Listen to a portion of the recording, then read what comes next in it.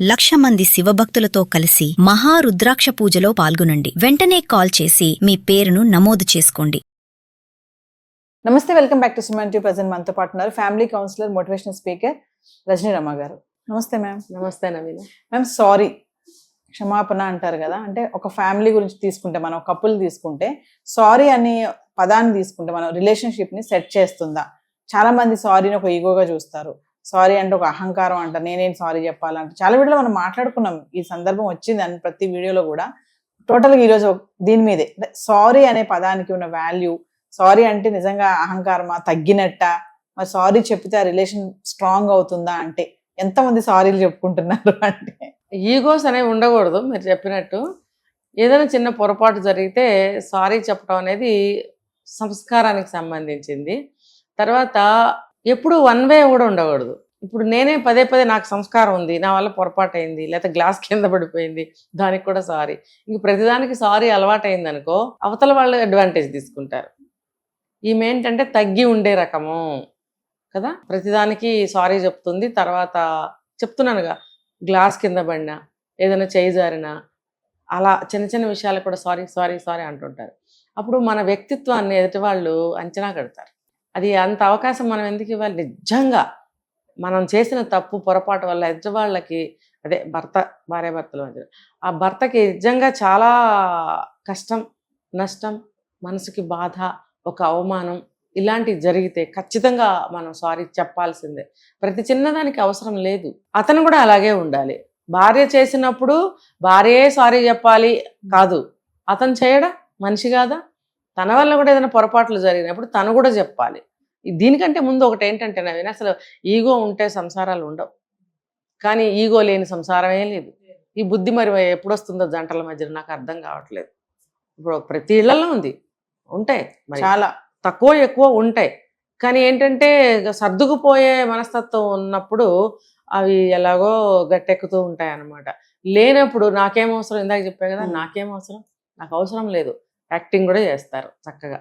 కాబట్టి అటువంటి situation తెచ్చుకోకూడదు. Egos ఉంటే, ముఖ్యంగా భార్యాభర్తల బంధం మధ్యలో ఈగోస్ ఉంటే మనం కలిసి ఉండలేము, మనం అడ్జస్ట్ అవ్వాలి. నేను ఎందుకు అడ్జస్ట్ అవ్వాలి? నాకేం అవసరం? ఇవే మాటలు వింటున్నావా లేదా? ప్రతి దానికి నాకేం అవసరం, నాకేం అవసరం. మరి పెళ్ళి ఎందుకు అవసరం కదా? పెళ్ళి ఎందుకు అవసరం? మరి పెళ్లి చేసుకున్న తర్వాత చిన్న చిన్న పొరపాట్లు ఏమైనా వచ్చినప్పుడు సారీ చెప్పుకోవాలి. నాకేం అవసరం కాదు, అడ్జస్ట్ అవ్వాలి, అడ్జస్ట్ అవ్వాలి. తర్వాత కొంచెం ఓర్పు ఉండాలి, ఇద్దరికి కూడా కొంచెం ఓర్పు ఉండాలి, అండర్స్టాండింగ్ ఉండాలి. తర్వాత కోఆర్డినేషన్ ఉండాలి, ఒకరికొకరు కోఆపరేట్ చేసుకుంటూ ఉండాలి. ఇవన్నీ లేవనుకో, దాని అర్థం ఏంటి? ఈగో. ఆ ఒక్క ఈగో వల్ల ఇవన్నీ ఉండవు.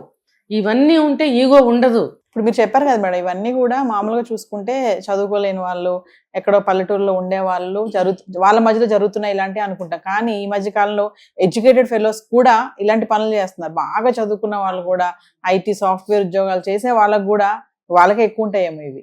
అసలు మీరు అన్నట్టుగా ఈగో, ఈ సారీ అనే పదం ఏదైతే ఉందో, అంటే నేను సారీ చెప్తే నేను తగ్గినట్టు, నేను ఎందుకు తగ్గాలి, నేను సారీ చెప్పేసాను, తనకంటే ముందు నేను సారీ చెప్తే నేను తగ్గిపోయాను అన్న ఫీలింగ్ తో కూడా కొంతమంది చెప్తా ఉంటారు, ఫీల్ అయ్యి కూడా చెప్తా ఉంటారు. సారీ అనుకున్నటువంటి ఆ పదానికి అర్థం తెలియదు, కానీ ఏదో సరేలే చెప్పకపోతే ఇప్పుడు ఇది నడవదేమో అన్నట్టుగా కూడా సారీ చెప్పేస్తారు. అంటే సారీ చెప్పే దాంట్లో విధానాలు చాలా ఉన్నాయి. తప్పేంటి? ఇప్పుడు సారీ చెప్తే అవతల వాళ్ళు వెంటనే తగ్గిపోతారు కదా, లేకపోతే బాధపడకు, ఇంకోసారి జరగదులే అని కూడా అనొచ్చు. అవును, సారీ అంటే మన కిరీటం గబుక్కుని కింద పడిపోతుందేమో కదా, అందుకని ఈసారి జరగదులే, బాధపడకు అంటే సారీ కంటే పెద్ద పదం ఇది కదా. మీకు సారీ అంత నామోషిగా అంటే ఇలా అనొచ్చు, తప్పులేదు. ఇంకోసారి జరగదులే, ఏమనుకోకలే, బాధపడకలే అంటే కూడా చాలా బాగుంటుంది, అనండి, తప్పులేదు. ఇంకా చెప్పాలంటే భార్యాభర్తల మధ్యన సిగ్గేం ఉంది, దగ్గరకు తీసుకుని బాధపడకు అనొచ్చు, లేకపోతే దగ్గరకు తీసుకుని సారీ అనొచ్చు. మీకు ఏది ఈగోని కొద్దిగా పక్కన పెట్టి, పక్కన కాదు మొత్తం పోకుండా ఉండే విధంగా కొంచెం ఉంటది. మీ ఈగో మొత్తం పోవట్లేదు అనుకునే పద్ధతి ఏదన్నా ఉంటే ఎంచుకుని అలా తెలియజేయండి. ఒక స్పర్శ ద్వారా, ఒక దగ్గరికి తీసుకోవటం ద్వారా, లేకపోతే ఒక చెయ్యి పట్టుకొని, లేకపోతే ఏదన్నా ఉంది, ఊరుకో, ఏదో అనుకున్నాంలే, బాధపడుకో అంటే నిజంగా SORR సారీ చెప్పడంలో చాలా ఈగో ఉంటుంది. మిగతా మాటల్లో ఈగో ఉండదు, వాళ్ళు ఫీల్ అవ్వరు.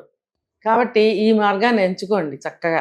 ఒక 2 ప్రేమ మాటలు చెప్పినట్టుగా కూడా ఉంటుంది. మనసుకి ఎక్కడో అనిపిస్తూ ఉంటది మేడం, అబ్బా నేను ఎందుకు చెప్పాలి సారీ, నేనేం తప్పు చేశాను, అంతా అనేసింది తనే కదా, నేనెందుకు సారీ చెప్పాలి అసలు, సారీ చెప్తే రేపు ఇంకోసారి మళ్ళీ అంటారు కదా ఈ మాటలు అనే ఆలోచనలు ప్రతి భార్యకి ఉండొచ్చు, భర్తకు కూడా ఉంటాయి ఇలాగే.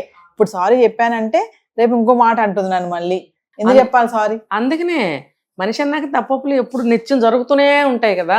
నేను తప్పు చేసినప్పుడు నేను చెప్తాను, నువ్వు తప్పు చేసినప్పుడు నువ్వు చెప్పు, సమానం అయిపోయింది కదా, ఇంకేముంది ఇక్కడ కదా.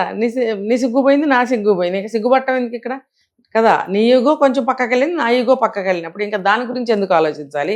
వన్స్ మనం సారీ చెప్పుకోవటం అలవాటు పడితే ఎప్పుడైనా తప్పు పొరపాటు జరిగినప్పుడు సారీ చెప్పడం ఇంకా సిగ్గు అంత అనిపించదు. ట్రై చేసి చూడండి కావాలంటే. అది నిజంగా సారీ చెప్పినప్పుడు మనకి చాలా తృప్తిగా అనిపిస్తుంది, రిలాక్సేషన్ అనిపిస్తుంది. చాలా చాలా చెప్పి చూడండి కావాలంటే. హెక్ నేను అసలు సారీ నా జన్మలో లేదు, మా వంశంలోనే లేదు. ఏంటో వంశం, అసలు నేను ఎప్పుడు చెప్పలేదు, చెప్పను కూడా అంటారు కొంతమంది. ఎందుకు చెప్పలేదు, ఎందుకు చెప్పవు, మనిషివే కదా, నీ వల్ల తప్పులు జరగవా ఎప్పుడు. పోనీ ఏదైనా ఎగ్జామ్ పోయింది, అప్పుడైనా తల్లిదండ్రులకి సారీ చెప్తావు కదా, ఎందుకంటే వాళ్ళ ఆశలకి కొంచెం ఇది జల్లినట్టు అవుతుంది కదా, నీళ్లు జల్లినట్టు. అప్పుడు వాళ్ళని బాధ పెట్టాం కదా, అప్పుడైనా నాన్న సారీ మళ్ళీ బాగా చదువుతాను అని అనుంటావా, అక్కడ కూడా అనలేదా కదా. ఇలాంటి సందర్భాలే భార్య దగ్గర కూడా వస్తాయి. అక్కడ ఎగ్జామ్ అయింది, ఇక్కడ ఇంకోటి అవుతుంది, తప్పేంటి, ఏమీ లేదు. ఆ సారీ చెప్పడం వల్ల నీ మనసు ఎంతో తేలిక అవుతుంది, ఎంతో తృప్తి అనిపిస్తుంది, నీకు నువ్వే ఎంతో హైట్లో ఉన్నట్టు కనిపిస్తావు.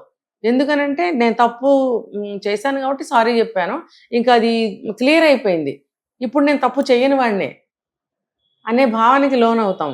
కావాలంటే ట్రై చేసి చూడండి, అమ్మాయిలైనా అబ్బాయిలైనా. Thank you.